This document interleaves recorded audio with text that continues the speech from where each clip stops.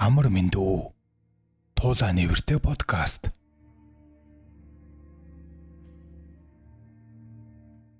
Харамч сэтгэл ховдог санаа хар толгойд дарамт болдог. Монгол ардын зүрэг.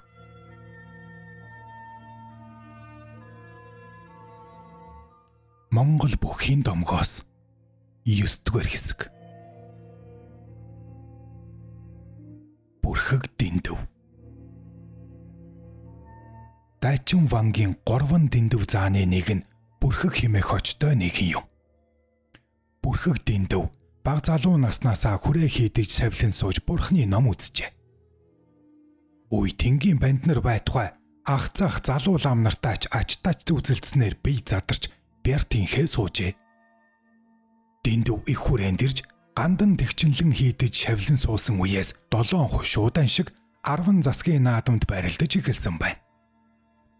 Бүх судлаач партизан Дамдын агсны Монгол бүх номд түүний барилдаж явсан тухай бүрэн биш мэдээ байна. 1912 оны 10 засагт 3 давсан. 1914 оны 10 засагт 4 давсан. 1915 оны 10 засагт 2 давсан.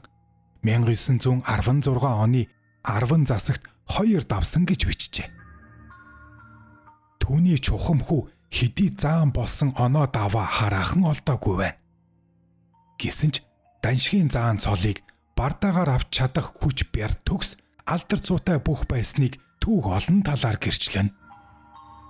Дэндв лагс том биетэй нүд муутай харалган хүн байв. Бүгчүүд дэндвийн нүд муутайг далимдуулан гүйж хуурч хаяхыг оролддог. Өрсөлдөгч нь түүнийг хэрв огцом цочмог барьж авбал их бэр хүчээр хаашин ч хамаагүй ширвэж гуйддаг бүх байжээ. Мушгиж хаврах, хавсрах, тумбаа идэж баглан дарах, хүчтэй халж дугтрах, өргөх зэрэг үндсэн мэх хийдэг байсан ажээ. Дамдын агсан энэ хүн том бяртай, маш том биетэй, хоёр нүд нь хараа муутай бүх тул ямар нэгэн наадамд дээхэн гараад ирэхлээр нь нөгөө овмигтэй бөхчүүд нь түүний нүдний хараа муугаар нь далимдуулан тун амархан унгааж харагддаг байсансан. Бас чиг зарим нэгэн түүнд орох гэж мөнгнөж ядаж яваад хоёр гарт нь баригдан аль муугаараа унаж байгааг ч хаяа үзэгддэг байсан билээ. Химэн дурсан бичжээ. Дэндв заан чацаараа Монголд өндөр гонгорын дараа орох хуйцаар барагцаалвал 2 м 30-аас 2 м 40 орчим өндөртэй. Том биетэй асар их хүчтэй хүн байжээ. Бүрхэг хэмээх дэндв зааны тухай домог хуучийг тэрлэхдээ Дамдын агсны Монгол бүх номд орсон зүйл Булган аймгийн сайхан сумын харьяад аймгийн арслан Нямсүрэн Туван жав зэрэг хүмүүсийн яриа дуртатгалыг гол болон ашиглалаа. 1. 16-17 орчим насны дэндв хүү Вангийн хүрээнээс хөтөлж төрлөх сайхан хулжийн голдоо очжээ. Саагалтын айл эмнэг сургаж байгаа бололтой. Дэндв түүнийг сонирхоор мордон очив. Нэгэн эмнэг соёолон азаргыг хоёрч залуу унсан боловч эхний буханд нь тогтож чадсангүй. Гэрийн эзэн "Хөөе дэндв хүү, чи нэг мордоотхоо" гэлээ. Соёолон азаргыг 2-3 хүнээр чигтүүлж даруулж байгаад мордлоо. Дэндв уг азаргыг 2 хөлөөрөө өвчүүгээр нь зөрүүлэн хавчиж мундаан дээр нь гараараа хүчтэй дартал азрах хий димээл тангарах аядаж цээжин биеэ дааж бүлгэж чадахгүй байсан ажээ. 2. Дэндв хурал номын ажил чамгүй идэвхтэй. Толгой сэргэлэн нэг нь тооцогдож байсан учраас эцэг их нь төрөл садныхаа нэг нь номтой ламд шав оруулан их хүрээ бараадуулжээ. Вангийн хүрээнээс их хүрээн дөнгөж орж ирсэн дэндвт юм бүхэн сонин содон байлаа. Түүнийг гандангийн дэнждээр энэ тэрийг харан алмаарч явтал хаанаас ч юм олон банднаар гарч ирээд өдөөн хоргов. Нэг банд "Хүй, энэ мангар амтныг хараа. Харсаар байтал хөдөөгийн хөөсөн манту байна" хэмээн игдүүтэй аргагүй шоолон хөхрөв. Бусдын түүнийг дагаж хэл амаа гарган дооглов. Тэгээ дэндвийг тойрон бүсэлж зодхоор дайрч эхлэв. Тэр ихлэ жаахан балмагдаж зүхтмаар санагдлаа. Тэгтэл эдэн дээрлэхүүлж байхдаа яах вэ гэсэн бодол толгойд нь орж ирж овоо бие томтойгоос нь шилж байгаад хүчтэй алга татав. Гэтэл цаадах нь үнэхээр биеэрхүү хэрхэндээ бядтай нийгэм байсан учраас арагшаа унгахтаа шургаагийн хашааг тэр чигээр нь ханруулан очиж байсан гэдэг. 3. Олноо өргөгдсөний 10 оны ихээр 1910 оны ихэнх үе. Одоогийн Сэлэнг аймгийн нутаг дахь Нинж болдын ноён Номон хаан ламын 37-ны сүүдэр ташаархын их баяр наадмын 8-ын даваанд Дайчин вангийн мундаг химээх лувсан дааш арслан нэгэн хошууны бүрхэг дэндүү зааныг амлан авчээ. Энэ хоёр хүчрхэг бүхийн барилдааныг үзэгч олон тэсэн ядан хүлээж байв. Хоёр их хүчтний барилдааныг зүрлэж хэлбээс орсон хоёр буурын ноцолдлогооч юм шиг өсөргсөн хоёр буухын мөргөлдөөнч юм шиг чухамхүү үзүүштэй сонин сайхан зүйл байлаа. Лувсандаа шарслангийн биеийн зузааныг одоо бол зүрлэх хүнгүй. Чухамхүү хүн хэрдгийн цочмоор лут том бүх байжээ. Гэтэл бүрхэг хэмээх дэндвийн дэргэд бараг хүүхэд шиг харагдаж байсан гэдэг. Лувсандаа шарслан түүний нүдийг гэлбуулахаар орой нарны зүг зүгтсэнд дэндв зан хойноос нь элдэн хөөж яваа арсланг хавсарлаа гэсэнд харин хөлдөө тохиолдсон цахилдахыг голж орвонгон эргэтл нь хавсарч гутлын уул нь ханзран нөгөө талдаа гарсан байжээ. Үүнийг харсан үзэгч олон дэндв зааны хүчтийнхээ гайхан шагшиж байсан ажээ. Та YouTube дээр Тулааны үрдэ подкастыг үзэж ба сонсож байна. 4. Чин Ван хаан дорж цагаан сарын бэлтгэл базаахаар нутгийн зарим бүгчүүдийг дуудуулжээ. Гэтэл нэг хоног хоцорч очижээ. Ноёнтон хилэгнэж гайгүй чамаг ташуурдаж гисгэнэ. Юу ч болсон гадаа байшингаас айрагтай хөхүүрийг бушуу оруул гэж тушаав. Ноёноосоо баахан имээсэн дэндв хөхүүртэй айргийг хурдан оруулж хоцорсноо цагаатгах санаатай байшингийн хоёр давхраас хоёр талдаа нэг том хөхүүртэй айрыг сугавчлан модон шалыг яажгнуулан чахруулж бууж ирэхэд шат дэвтэрхээс болгоомжилсан бусад бүгчүү түүнийг мангараар нь дуудан зэмэлжээ. Гэтэл хамтдор Чин Ван түүнийг харж толгоос ихсрээд ийм сайхан амтнаа яаж ч ташуурдах вэ хэмээн багталтай наргагүй нээж байсан гэдэг. 5. Ардын хувьсгалын дараач дэндв зам барилцаар байжээ. Гандангийн химэн алдарсан Дорн говийн намчил ваанчиг зааныг эд барилдаж эхэлж байх үед нь улсын наадамд 1928 онд ардын хувьсгалын 7 жилийн ойгоор бололтой.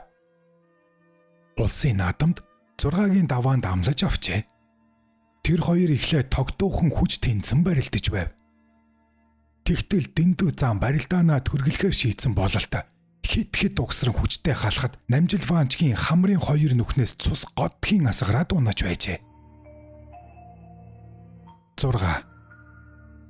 1930 хэдэн оноос бүрхэг дэндв их хүрээнээс хөдөөлөв. Барилдах нас чивэв. Улс төрийн хилмигдүүлэлтийн хар сүдэр дэндв гэлэнг тойрч өнгөрсөнгүй. Арай л цаад сонссонгүй. Олон жилийн ял заагдаж одоогийн зүүн хараагийн 20 ангид ял идэлжээ. 1940 хэдэн оны дундуур төвдөн дорж авраг ял идэлж буй ламнар жаргалантын сангийн аж ахуйн тариалан дээр ажиллаж байгааг сонсоод нэг нутгийн бүрхэг дэндв гайг ирэхээр очив. Тэгтэл том тааран шуудаатай будааг хулих улаан гэж ярьдаг.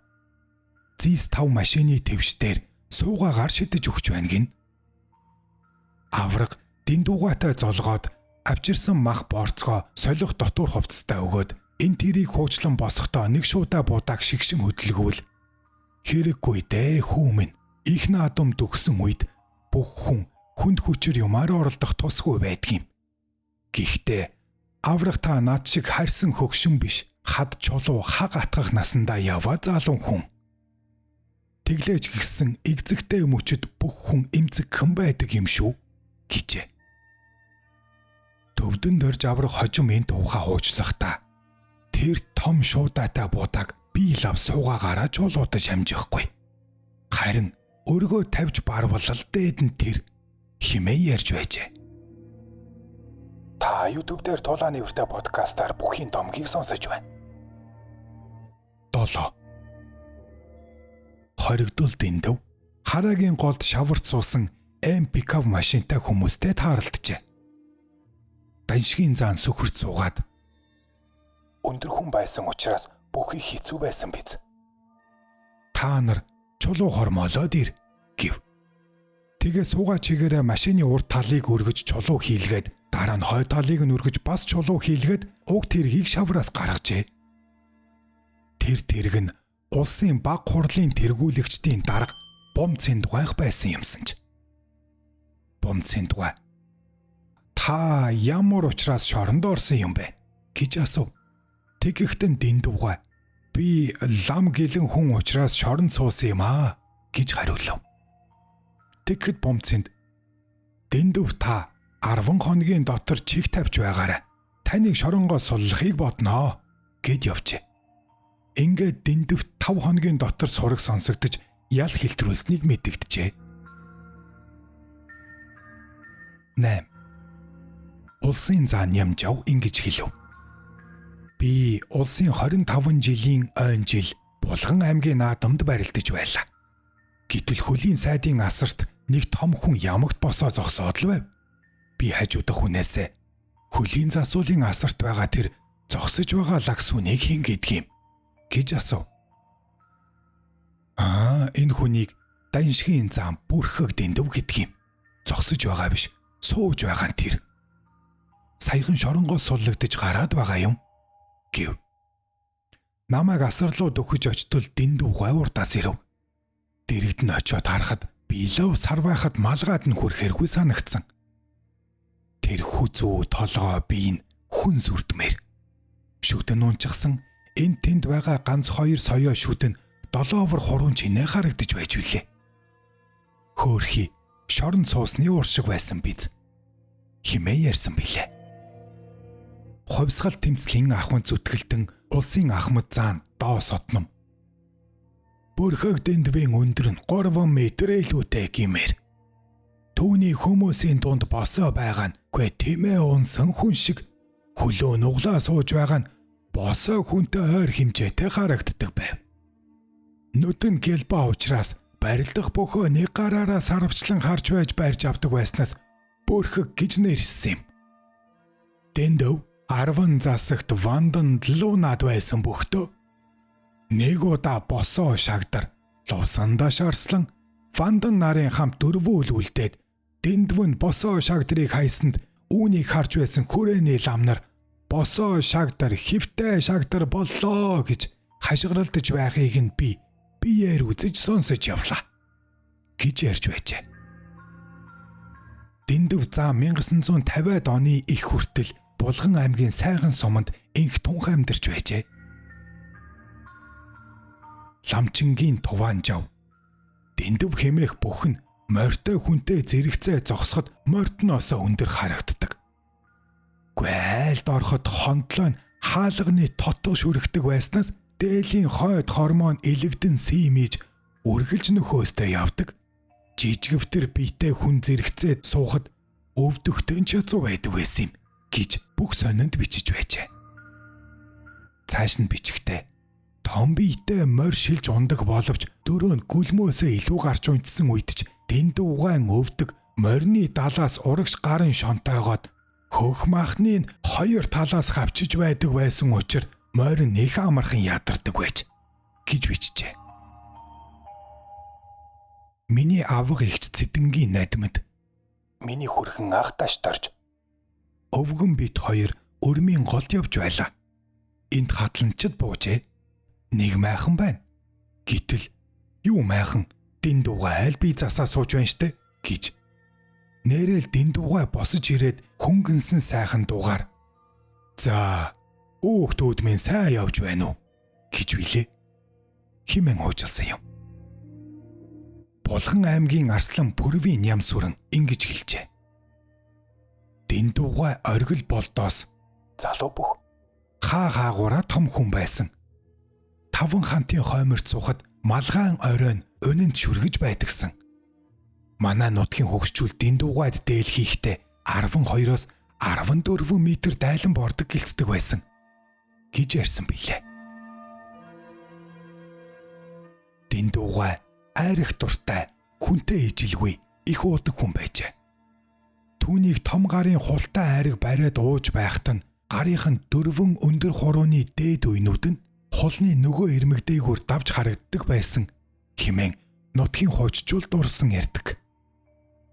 Их найрын үеэр булган, өвөр хангай, дундгойв зэрэг айрагтай нутгуудад голлон хэрэгэлдэг 5-аас 10 литр орчим багтаамжтай тулахт гэдэг том хултай айргийг жирийн хүмүүс завилд суугаад өвөр дээрээ тэврэн чадан ядан дундалдаг байхад дэндв зан зөвхөн баруун гар дээрээ тосож аваад удаж төдөлгүй тогтоочдаг байсан ажээ.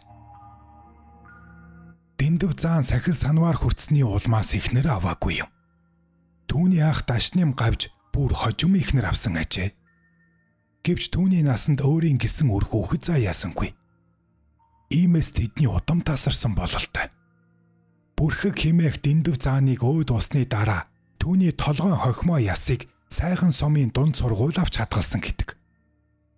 Тус сумыг шашин шүдлэг ихтэйгээд дээд газраас гинтийн шалгалт ирэхээр нь айж твцэн сургуулийн захирал уг хохимоог юмд боогоод ямар нэг нүхэнд хаяж булсан гэсэн яриа бий. Мөн түүний ясыг шинжилгээний орсууд аваад явсан юм гинлээ гэж ярьж байсан ч хүн бас бий. Та YouTube дээр Тулааны өртөө подкастыг үзэж бас сонсож байна. Бүх гортоо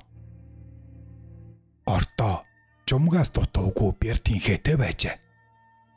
Жумгийг ховдын хэв амбны шоронд байхад бүх гортоо хэв амбны наадуунд барилдахад ховдын галзуу тимээ хочтой бүх сэвэг цайг 2 гартаа өргөж дивэн гарчээ. Гортоо үүнийг харан сандарч бэлэн сэвэгтэй цай байсангүй учраас дэрэгдээ байсан 2 хүний гартаа өргөн дивж гараад галзуу тимээг далаар нь тавьж төрүүлсэн гэдэг. Бүх гортоо ядуу амьдралтай байсан гин. Нэгэн шөнө Казахын Ахат хажи гэх хэрэгэмтний үхрийн цоочтой хашаан дотроос нас гүйдсэн амбан шарын 4 мөчийг боож хашаа давуулж тавьчихад үрээд явчихсан гин. Хажийн зарц өглөө болж шараа тоолбол нэг дутаж гин. Оройн хашаанд нь бүрэн оруулж хаалгыг нь цойжилсан цойж нь хөдлөөгүй байв гин. Тэр шүн цас орсон байсан учраас хашаа давж гарсан нэг хүний мөрийг мөшгсөөр ирвэл гортоо шарыг нь авч ирээд муулсан байв. Ахат хажи шарыг үрж хулгайлж ирсэнд ихэд гайхаж бэртинхэнд нь бахархан шараа төлүүлж авалгүй. Үүнээс хойш миний балаас бүү хулгайлж байгаарай гэд дайлан буу цай өгч гуйсан гэдэг. Гортоо булган голын ус үерэлсэн үед ам алдсан бөгөөд сүүлд цээжнийх нь уй зааггүй битүү ясанд өнөг гавралсан байсан гин. Түүний хамаатан садна нь одоо Баян Үлгийн аймгийн Булган суманд байгаа. Энэ хүний удмаас аймгийн заан цагаан хүүгийн хөхөөгийн бат сайхан, аймгийн начин хөхөөгийн жаргал сайхан, сумын манлай заан бат сайхны хүү сумын заан бат тулд, аймгийн начин баасан жавын сундуй, сумын заан баасан жавын алтан гэрэл, мөн сумын заан гам батын бат үлзий, Монгол улсын начин Батчулууны Баатар цол гээд олон бөхчүүд төрөн гарсан юм.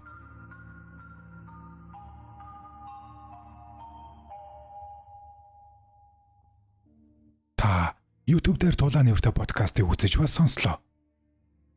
Бүхийн домог таалагдсан бол сэтгэлдээ үлдээж лайк товчоо дараарай. Мөн Facebook дээр Тулааны өртөө гэсэн хуудас бий. Түүнийг минь дагаарай. Тэгвэл би баярлах юм. Танд эрүүл энх хамгийн сайн сайхан бүхнийг хүсье.